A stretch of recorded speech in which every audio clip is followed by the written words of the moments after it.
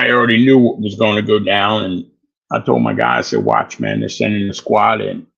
The squad, I call it the squad. It was the goons, the big dudes. They were sending them in to surround us, behind us.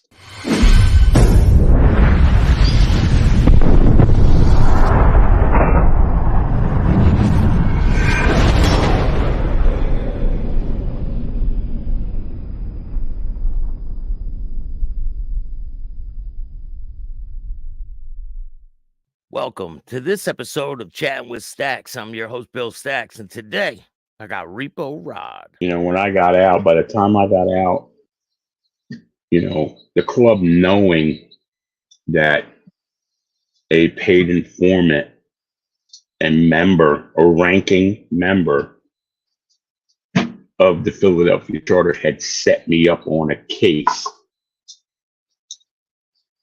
did not do what they should have done in taking care of my legal needs and things throughout any of it. I'm sucking bitter apple.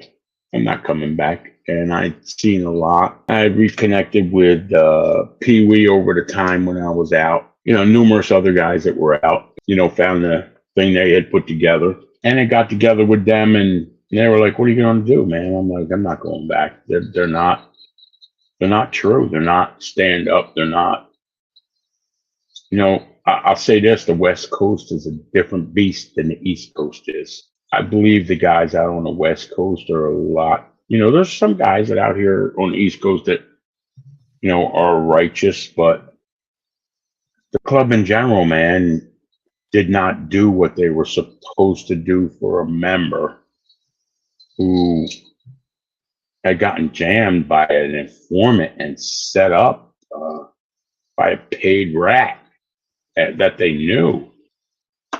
You know, from what I was told, and again, like I had mentioned to you, I don't know that it's true or not, but I was told that a deal was cut that if HA left Pennsylvania, that the Pagans would leave HA alone in another state. And that's when all this bullshit came down of, yeah, we want everybody out of PA. We want all the Philly guys gone. And they said they put it out to an East Coast vote. We go up to the econ and have it out in the backwoods in this pole barn. I got several calls that morning from other presidents that I was tight with. "Dude, man, you might want to not go today because it's not going to go well for you."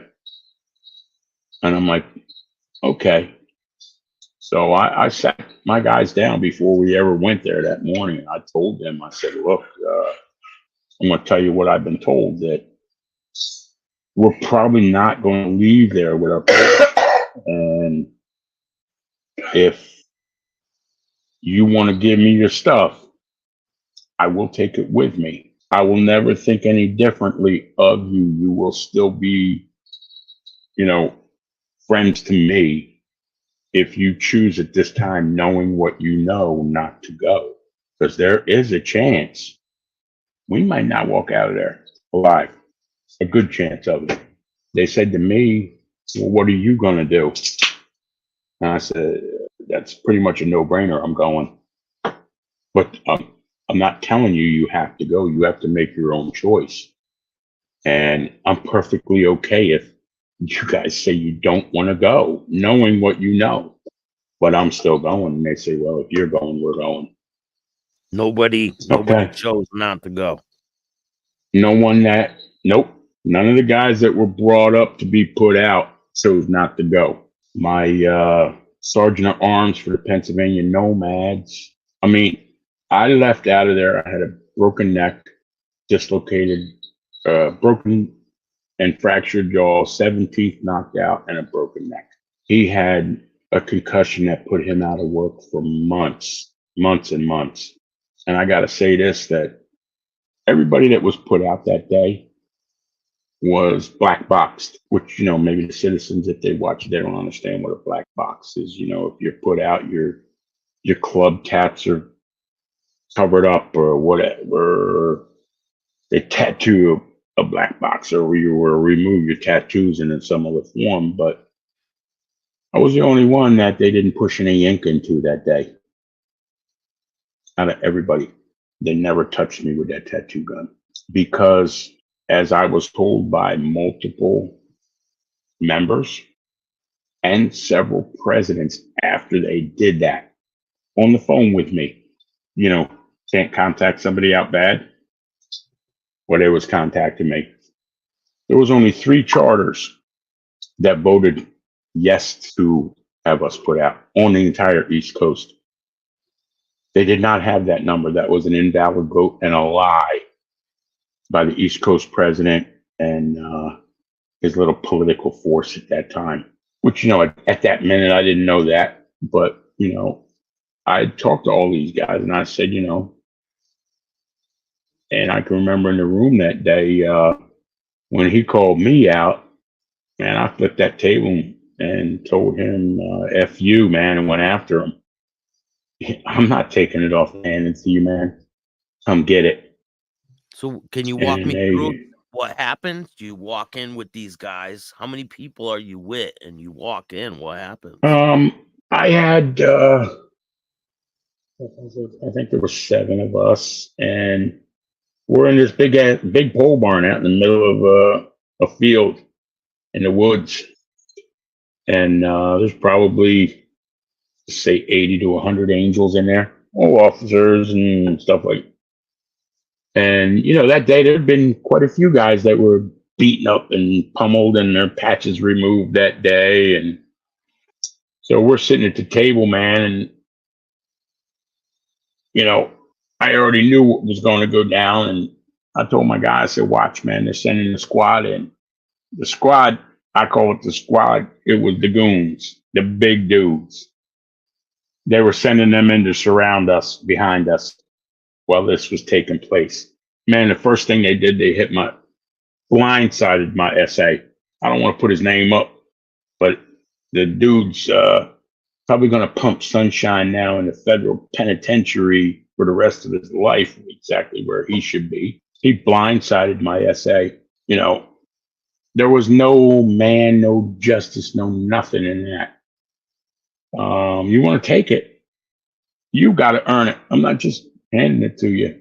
And oh man, I was fighting. And Charlie was there that day. Pee Wee was there. And I can remember him, you know, man, I don't remember a whole lot of it, honestly, but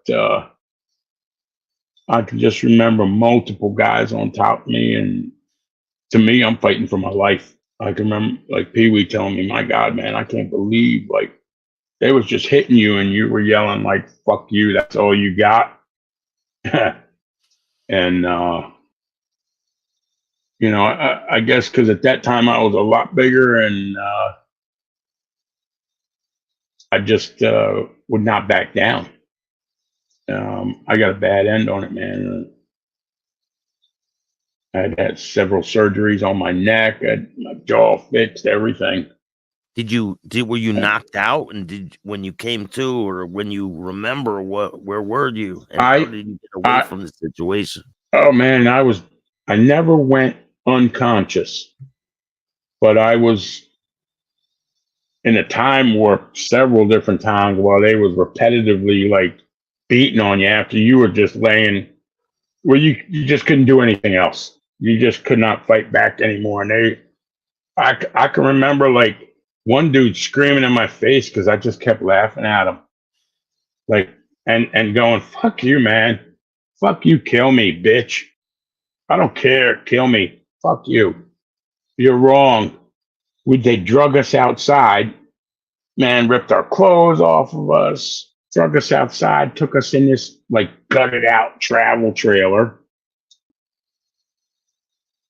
Man, I don't know how long we were out there, but I kept coming in. Yeah, at that point out in that trailer, it was cold, raining, and I was in and out of consciousness. And I can remember Charlie a couple times. He came in, man. I can remember him looking at me, and he was shaking his head, man. And he just put his head down, like, "This is not right. No." And later, I learned, like, the dude that jumped on my SA first, said to Charlie, come on, you like a good fight, man, join in. And he's like, this is not brotherhood. This ain't the way this club is structured. You don't do this to them. And he refused, man. And he even told me, he said, man, I never came back to the East Coast again after that bullshit they did to you and them other guys. That was horrible. And I go, yeah, you telling me. We were outside in some trailer for a long time. And then, like, we got taken out of the trailer and put into some car and, like, dropped off, I don't know how far away. Because if I'm right, it was like wintertime up there or something. We had drove up. And they dropped us off wherever our cars were.